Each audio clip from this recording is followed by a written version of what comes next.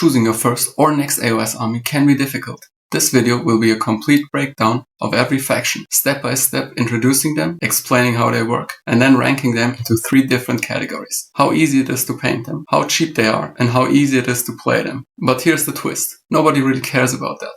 Nobody cares how cheap or easy it is to play and paint a 2000 point army. The real question is how easy it is to do it well. Therefore, when you choose your AOS army, there are 2 major aspects you have to consider to optimize your experience. First, the rule of cool, your vibe, your preference. How much do you like the models? Are you excited about them? Because that is what keeps you in the hobby. But there is that all-important second aspect. Some armies are just top picks for beginners, and some are just a horrible experience. Just imagine you picked one of the most difficult to paint armies without any prior painting experience, and you suddenly have battle ready 2000 point force you can't stand to look at. Or you've chosen an army that is low on rules, easy to learn, but really hard to play on the battlefield. It's often better to begin with something easier in a category you like and then later move on to something you can master. Let me explain the categories. Ease of painting them to a good standard, displayed in brushes, our efficiency category. Cheap to buy a good playable force, displayed in piggy banks, best value and budget friendly. Ease of playing them in a good way with a winning strategy, represented in podiums, the tactical learning curve. Each category is ranked in points, but not 5, because 5 always allows the middle tier, the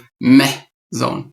And I don't want to bother you with maths. Therefore, we kick out the middle tier and move straight from good to bad. 1, really bad at it. Think pull your hair out, hard to paint, or really hard to play well. 2, bad. Not the worst, but it's gonna hurt your wallet or your patience. 3, good. Solid in that category. You will get results, you will improve fast, and it will feel rewarding. 4, very good. As in lowest cost, easy to paint, or you will be playing with confidence almost right away. But remember, easy is relative. In tabletop wargaming, easy means still very difficult. So all categories evaluate how easy it is to do it well. Keep that in mind and let's go. We start with the most badass beings in the mortal realms, the cities of Sigmar. Yes, in a world of gods and monsters, the most normal people have to be the most badass just to survive. Cities bring strong ranged output, solid utility, and enough bodies to hide behind a wall of soon-to-be corpses. Many of their models are old and will soon fall out of range, but here's the part no one talks about. That means something new will take their place. And all the parts already updated, the humans, they look awesome. With that in mind, let's have a look at their hobby stats. Painting, harsh, 1 brush. The models are small, busy with detail, and you need a lot of them. For beginners, this is going to be a hassle. Collecting, 2 piggy banks. You need many units to optimize your army, and that makes the army relatively expensive. Playing, 2 podiums. Most units aren't strong on their own. They need synergy and the right setups. Moving them well is hard to manage, and their rules are not forgiving at all. I wouldn't recommend cities for absolutely new players, parents, and other busy people. Then again, whenever I talk about them, I remember what a friend told me 22 years ago about their predecessor. Damn, they're human. I am human. I want to play myself. Does that make any sense?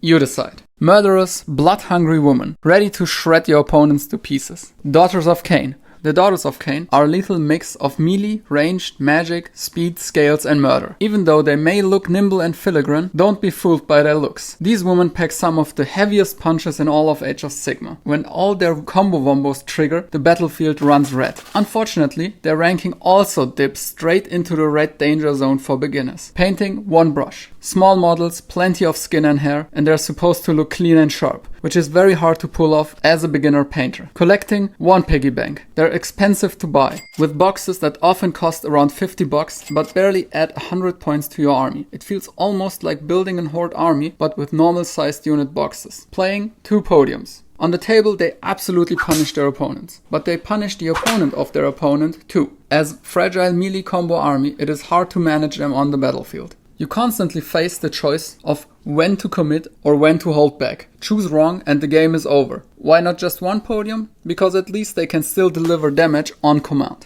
Final verdict, I'd actively talk you out of choosing Daughters of Khaine as a beginner. Angry little people on fire, throwing burning axes, riding angry fire dragons that spit lava. Let me introduce you to Fyreslayers, on fire. They're a slow melee force, unless you take some of their dragons, then they're a fast melee force. They hit hard, and while they're a little bit more fragile than most players usually want them to be, they don't melt on contact. No pun intended. Speaking of intentions, I'm not sure what Games Workshop was going for with their look, because everything looks the same. Naked Dwarf, Tomahawk, Axe. But honestly, that's not a downside if you like it. It actually bumps them up to 4 brushes.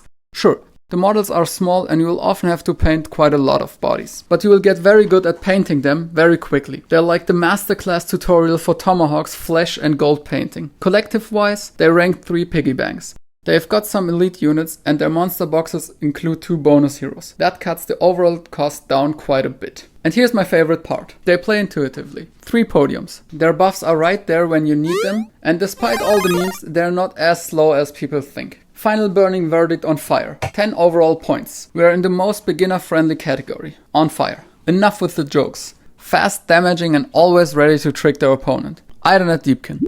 I often hear pushback on their small roster, but personally, I love it. Every unit has a purpose and almost everything is playable. There is no redundancy, and that's comforting. You can't really misbuy. Damage dealers deal damage, buff pieces buff, and it all fits together. Their hobby compatibility for beginners is low. 2 brushes. The sea monsters are textured. Contrast paints and dry brushing works great on them. But the elves are complex, fiddly, and hard to make look good. Cost-wise, 4 piggy banks, straight. Their spearheads are good deals. The best part, you can totally get them twice and everything is still good. Even in the same army, and even a third time is worth it. You only have 1 king too much. Or have you? That thing deals an awesome amount of damage. But here's a downer. They are horribly hard to play well. 1 podium. A lot of timing dependent abilities that require a good read of the game state, which is kinda the main issue newer players have, and their elvish squishiness is just hard to handle. This one is tough. Only 7 overall points. It's a no, unless you emphasize on cost, which is often the decisive factor. After all, no point in being easy to hobby if nothing is there to actually hobby on. Guns, airships, steampunk, capitalism. Kharadron Overlords. No more introduction needed. You either love it or you hate it. On the hobby side, they start strong. 4 brushes. Mostly metal, with big clean surfaces on the ships. Most units are elite. If you look at their points per model, you don't drown in painting bodies. But there is no smart buying with them. The cost per model really brings out the capitalism theme. The ships are fine, but the dwarves themselves feel like you're paying a hiring tax on top of their normal cost. That's 1 piggy bank. Gameplay is where Games Workshop always struggles with Kharadron. They're a primarily ranged force, skipping magic and usually going light on melee. That polarizes their battlefield strength like no other army. They're either too good at shooting and feel broken, or their output drops and they suck. Ironically, that tactical restriction makes them one of the easier armies to play good. 4 podiums. You can easily optimize your strategy with a calculator and basic understanding of math. Move, teleport or deploy, shoot and then charge what's left. Easy calculations.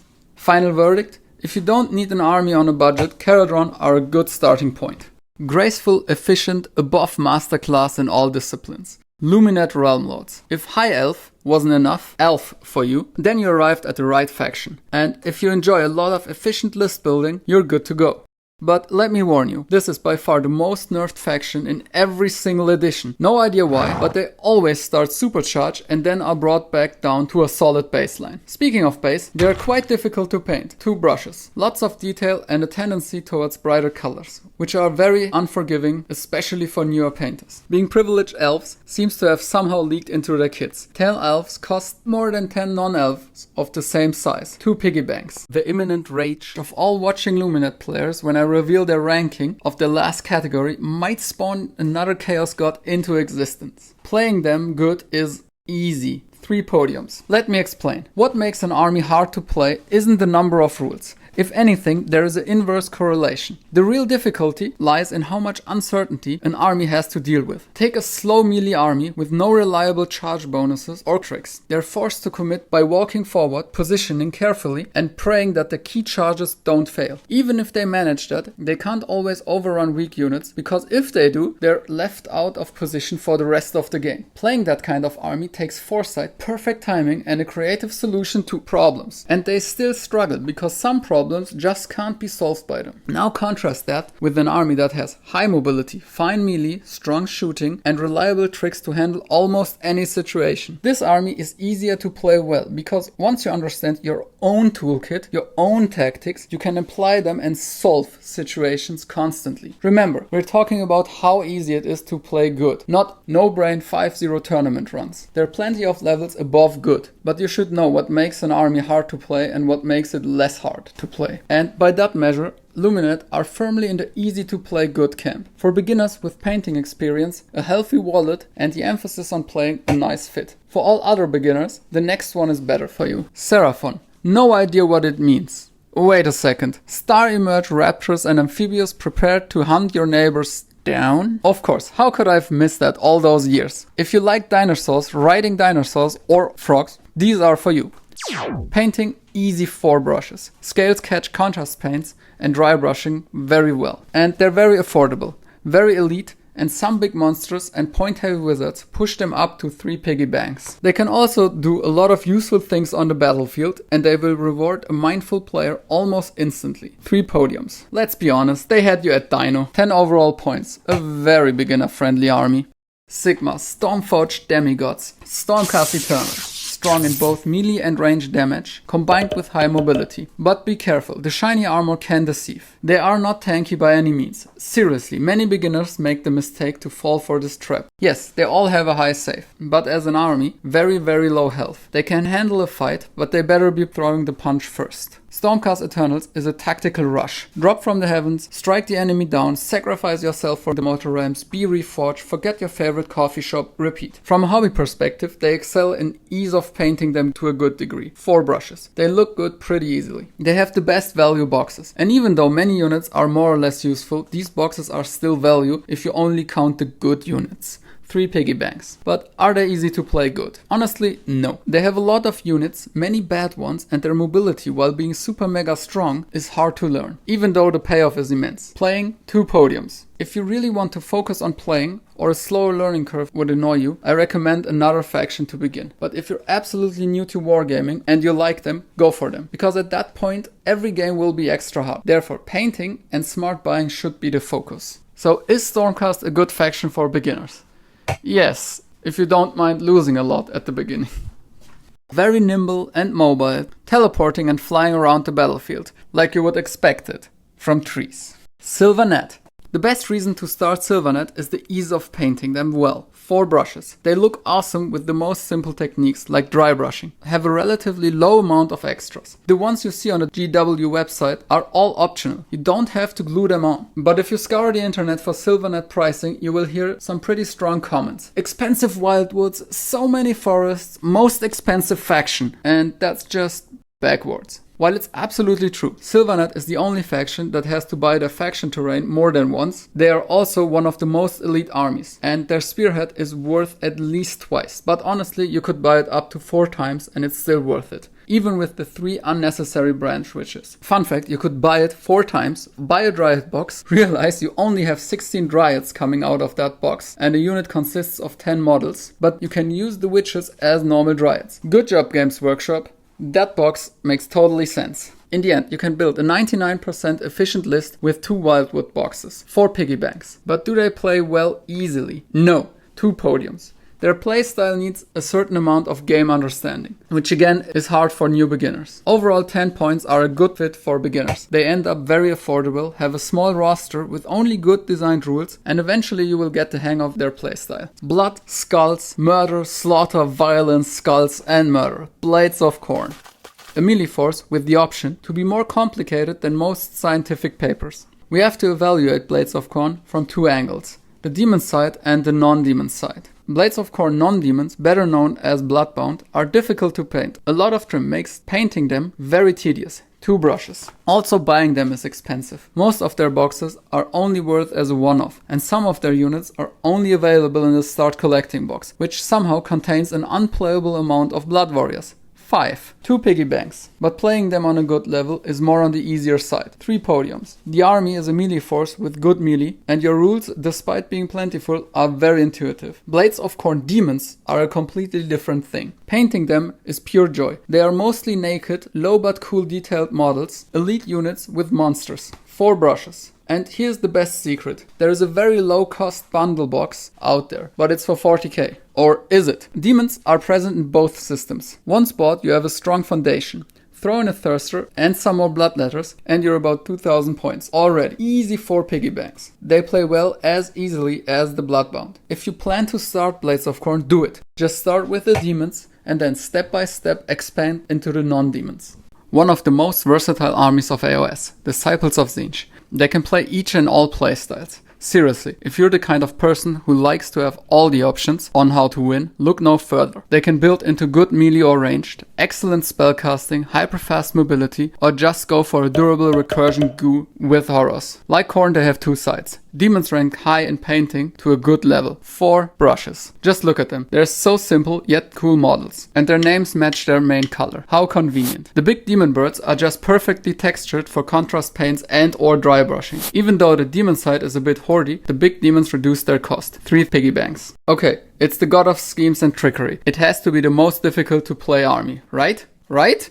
No, it's not. They have quite a lot of rules, yes, but once you memorize them, it is very simple to play them good. They have the easiest to play battle trait. You literally get to decide what you roll. Imagine everyone tries to solve an equation with 5 unknowns, and you just get to know 4 of them. Much easier. 4 podiums. Let's have a look at the non-demon side. 4 podiums remain. They're still easy to play because they're cheating as well. Collecting them is a bit more expensive, since they tend to be more hoardy with more expensive kits. 2 piggy banks. And painting the mortals is just hardcore. A lot of trim, which is tedious and difficult to paint, and the rest of the miniature is often very detailed too. 1 brush. It's absolute beginner's hell. You can of course mix them, and because you will end up with more and bigger demons, it's 3 brushes, 3 piggy banks, and 4 podiums in the end. 10 overall points, unless you want exclusively the non-demons. Go ahead, plan, scheme, and start your Tzeentch army right now. If you like the aesthetics, and you're in for slow and steady shambling, you have arrived at the most disgusting but right place, Maggotkin of Nurgle. But here's their twisted secret. They're very good against newer players because of their tankiness. So if you start to play with only 1 friend, be careful. It might frustrate them to the point they lose interest. Speaking of losing interest, or rather the opposite, painting them is just awesome. Either big models or simple demons. And since ugly, disgusting, rotting, bloated, detestable, open intestinals, gruesome... I lost track. Painting them is fun and they look pretty good pretty fast. 4 brushes. Their elite nature, cheap centerpieces and good bundle boxes make them very affordable. Maybe even the best value AOS units in the game. 4 piggy banks. A small downer is their ease to play well. Only 2 podiums. They're slow, and once they're in the wrong area of the board, they're lost. And being at the right spot at the right time is one of the hardest things to manage in AOS. Final verdict. If you want your force now and affordable, go Nurgle. As discussed before, the game is difficult anyway if you're new. But if you can hold off just a little bit, Nurgle is an even more fantastic second army. The next one just makes me feel uncomfortable. Really, they just set me off, which might be the entire purpose of their design. Hedonites of Slaanesh. Just look at them. How is that thing running? These legs cannot run in the same direction. No way. I'm not even starting to talk about whatever this designer had in mind with these. Seriously, what is this? I'm not even sure whether or not I should be glad their design shifted. They started as super ugly, shifted into hypersexual, and now they end up with a mix of both. But enough of my issues with them. Let's talk about your potential issues with them. They're hard to make look good. The models have so much filigrane detail, not the demons, but you will never end up with pure demons. 2 brushes. At least they're relatively cheap. Good spearhead and their centerpieces are a good value deal to save money. 3 piggy banks. Play-wise, they shine, but not in a good way. It's the only faction that has a battle trait that benefits your opponent. Be aware of that. Games Workshop normally kind of fixed it after they released the faction's new rules, but that makes it still often very annoying. 2 podiums. They're hard to play, fragile, and the confusion about their battle trait will take you time to figure them out. Overall, skip if you're new. It's way better to look the other way, at first. As second army, a whole different story. Filthy, laser cannon wielding, warp blade swinging menaces. Come on, their coolness is only exceeded by their madness. Skaven. They have it all. Melee, ranged, magic, and if that's not enough for you, there is always more. Most of the rules have the option to go into overload, which of course comes with a risk. A risk to have even more fun. And blowing up. Mostly the risk of blowing up. But that's their beauty. Despite all their mechanics, they scale very well with reasoned and thoughtful play. Yeah. Optimized tactical craziness, a proven Skaven tactic. Their biggest pushback against being a good starter army is the amount of painting you will have to push yourself through. It's a horde army, always. Even their elite builds want about 60 additional small rats to be meat shields and do some side activities as scoring and holding objectives. So yes, 1 brush only. Even though being a horde army, they aren't that expensive. Good bundle boxes and some monsters reduce their cost quite a bit. 3 piggy banks. What about playing them in a good manner? That's the thing. Since there is no middle ground in this video, I say for beginners it is more difficult to play them well. 2 podiums. Most abilities can be overloaded, and that alone demands a good knowledge about what is happening and what will happen in the next turn. Sometimes it is worth to explode after only 1 shot. Sometimes they need to be more consistent. It's always always a unique situation. 6 overall points and Horde. It's a skip as first army. But if you already got a force and you have the time to paint them, go for them. Boss mode activated, full armored conquerors of the mortal realms. If you like to crush the enemy force and don't care about finesse or the enemy durability, they got you covered. Slaves to darkness. Back in the days, the Chaos Warrior conquered the hearts of the tabletop community by storm. Their mere style was so cool they sprouted an entire universe, also known as Warhammer 40k. Yes, the entire Space Marine look and style was given birth by the precursors of the Slaves to Darkness, Chaos. Yes, they were just called Chaos back then. Damn you IP issues. But the coolness comes at a cost. All the trim is a real hassle regardless of painting skills. And the other side, the Dark Oath, are just super detailed and hoardy. The only redeeming factor is the elite nature of the good stuff, 2 brushes, which is also the reason they're budget friendly. Sure, a box of 3 Varangard is expensive, but 2 boxes make up for a third of your army, 3 piggy banks. In AOS, damage is king, and Archaean Hordes are the kings of damage. My absolute favorite about them is how they play on the table. Perfect symbiosis of rules and lore. Go in hard, crush, conquer, and move on. A very cool game plan. But since it's a pure melee force, they lose a point. 3 podiums. Final verdict. If you got either the time or the affinity to painting trim, go get them. First or second army. Go OG Chaos. One of the oldest in lore, yet the freshest in store. The Helsmiths of Hashut have arrived on the tabletop. Right off the gate. Their unit range may be small, but it's already one of the most versatile in the game. The followers of Hashut march with brutal variety. Twisted half-dwarf, half-horse monstrosities, hulking machine demon hybrids, and warriors with demon-bound weapons. And it doesn't stop there. They have access to the complete arsenal of warfare. Wizards and priests, devastating gun lines from light to heavy firepower, and even monstrous engines of war. Their models are new and detailed, and yet very simplistic. Some elite units, big war machines, and monsters reduce the amount of repetitive painting significantly. 4 brushes. When it comes to cost, things get a little odd. The kits are brand new. The war machines aren't priced too heavily in points, and the regular infantry only have a single health each. Put all that together, and it means the Helsmiths can actually field a surprisingly high number of units in a standard-sized game. But that's the situation right now. The good part is that the army is at its most expensive state right now, in the middle of 4th edition. So if anything, things can only get better. 2 piggy banks. Games Workshop has a long history of messy first drafts, and let's be honest, they don't really alpha test, whether it's time or money restraints. We end up being their testers, and it shows. Their rules are messy, without bonuses tied to unnecessary actions. Ignore the side hustle gimmicks and just smash right into the enemy. Who would have guessed? That's more effective than dancing around in a war game. That said, the Helsmiths still bring plenty of strong tools to the table, enough to land them at a solid 3 podiums. 9 overall points for the Helsmiths. They're a good first army for all who are willing to pay the price of evil. In money.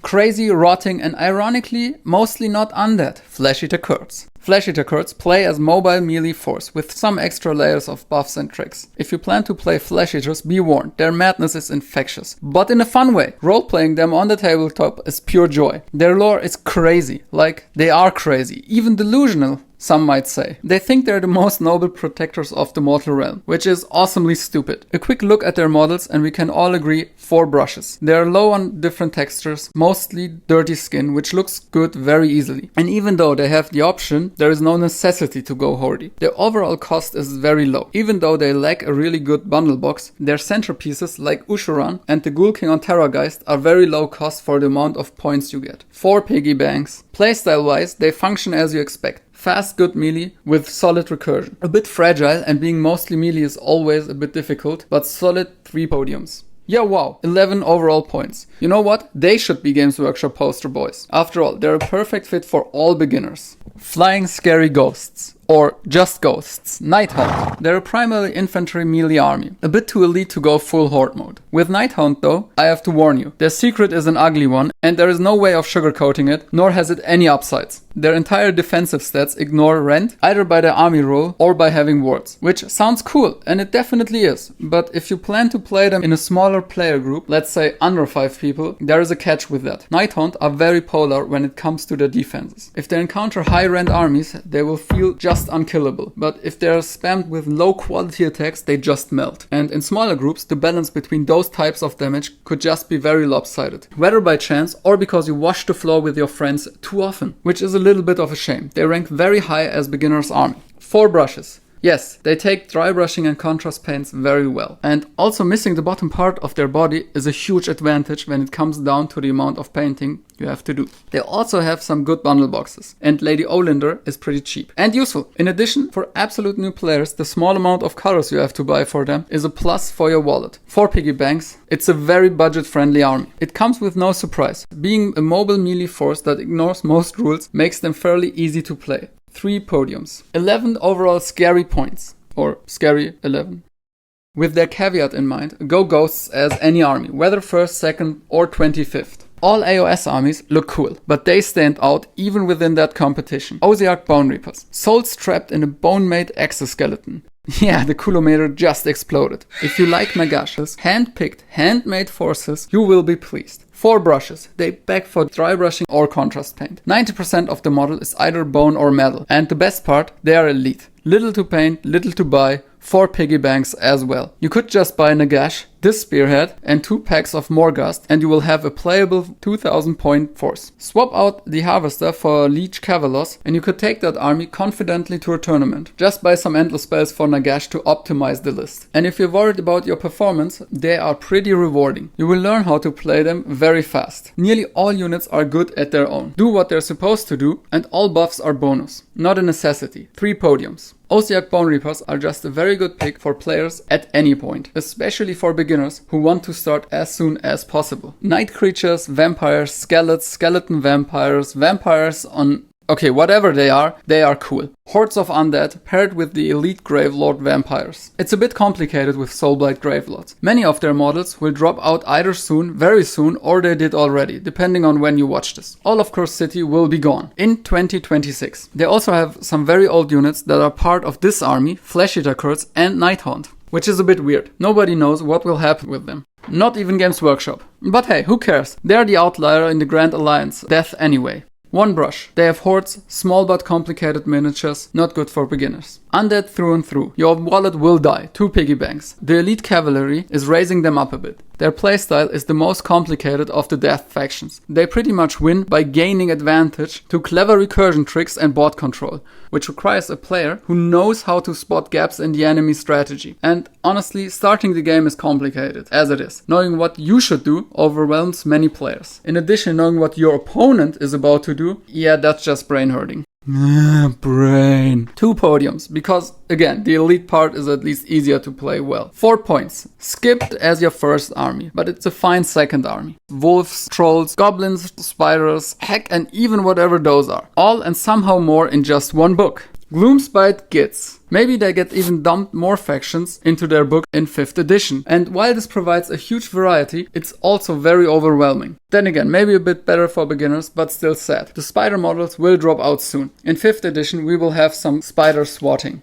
Let's rush through the ranking because I want to emphasize on something important. 3 brushes, very basic. 3 piggy banks. Most kits are a bit older and cost less. Some monsters and elite trolls make it a budget-friendly army. 3 podiums. All units are optimized towards a single purpose. You get the hang of it pretty fast. If you want to play Gitz as your starter army, emphasize on trolls and squigs. They are cheaper and easier to paint. Here is a fast, smart buying guide. If you buy their spearhead or any bouncer/hopper kit, build the Boingrod bouncers. They come in units of 5, are more damagey and easier to play. Frankly, better as well. Start with a troll squig force and then expand. Doing it that way would shoot their ranking score from 9 to about 12. So yes, Gloomspite Gitz when you start with trolls and squigs are an absolute hobby paradise for beginners. One of my favorite armies. I play ogres, and you know what? It's fun. If you like ogres, go to the subscribe button, subscribe, leave a like, quit the video, and go for the nearest store and don't buy ogres yet. The caveat is their models are old and might not only be refreshed, they will definitely be refreshed. But who cares? They're ogres. 4 brushes. Painting them to a good level is easy. And even the new ogres that will definitely come out will still be big chunky models that look like big chunky dirty dudes or girls, depending on, well, the models.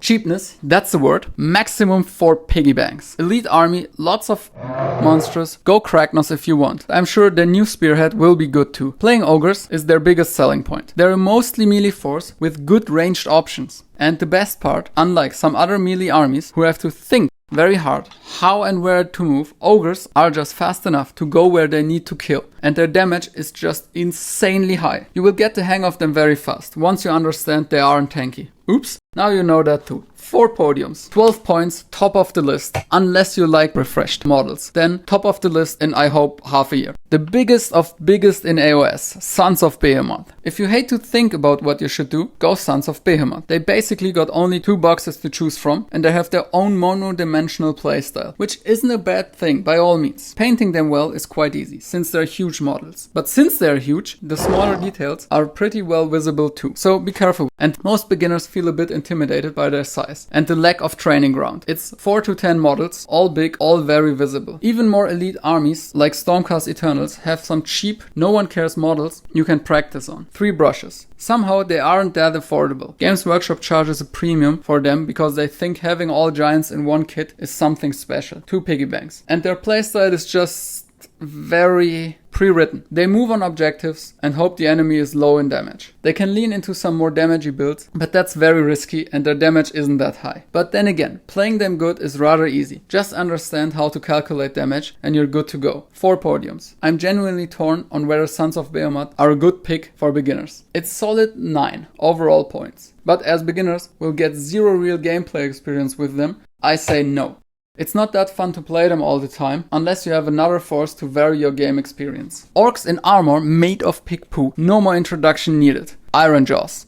Ironjaws. 4 brushes. They look awesome pretty easy. Orc skin and armor. They're elite, and unless you want to spam wreckers or ragers, they're also cheap. Money-wise, top pick Spearhead. You could get it twice or even 3 times and still save enough money, even by throwing away the mega boss. 3 piggy banks. Okay, here's the biggest secret of all AOS. Ironjaws are the most difficult to play army. Yes, you heard right. They're just so punishing. No real speed, no tricks, no reliable buffs, and pure melee force. Think you're going for a running competition, but once you arrive with your new shoes, you realize it's a car race. And your only advantage is that no one expects you to do good. 1 podium. But is it a skip for beginners? Honestly, no. You will have a blast hobbying with them. And that's about 80 to 90% of the time you will spend with your first army. Yes, the games will be difficult. More difficult than they should be. But in return, you earn those models. Look at them and tell me you don't want them. Heck, I want them and I will get my Ironjaws army one day. Have you ever wondered what the answer is if orcs and dark elves had babies? It's Kruleboyz. A mixed arms force, lots of tricks of dubious quality, cool monsters, nasty shooting. Painting them is not the easiest, but since their overall look is dirty, it is very forgiving. 3 brushes. Buying them is very odd. They were the previous starting army in AOS 3rd edition and were featured in the starting box. The honest truth about that box, it sucked. There were so many leftovers on the secondary market like never before. If you find that box, they're cheap. Else, they're expensive. 2 piggy banks. Their main units are about 2 points for $1. A bad deal. Speaking of deal, dealing them on the table is also very hard. Fragile, swingy force which needs a lot of planning to succeed. 2 podiums. At least they have some simple to execute shooting. 7 overall points. As first army, it's a skip. Good second army though. Hey, if you like more videos like this or more gameplay focused videos, just check out the channel. And if you want to know which army plays how, just check out the video over there. But if you already played a game and you're annoyed by something, like the double turn, check this video out. Have a great day, and Sigmar out.